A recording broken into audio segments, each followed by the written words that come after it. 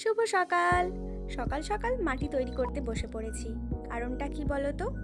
প্রত্যেক বাগানিদেরই জবা গাছ নিয়ে একটা সমস্যা থাকে, সেটা হলো নার্সারি কাকুর কাছ থেকে নেটপট সহ আমরা গাছ নিয়ে আসি এবং সেটা সমেতই লাগিয়ে দিই।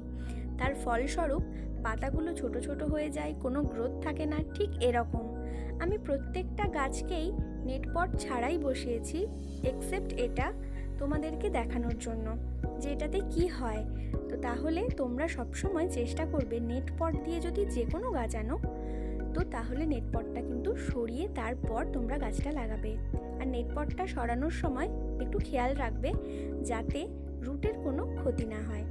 আর সব সময় টবে যখন তোমরা গাছ লাগাবে, যে মার্জিনটা করা রয়েছে ততটা পর্যন্তই কিন্তু তোমরা গাছের মাটিটা দেবে, উপচে দেবে না, তাহলে খাবার দিতে অসুবিধে হবে।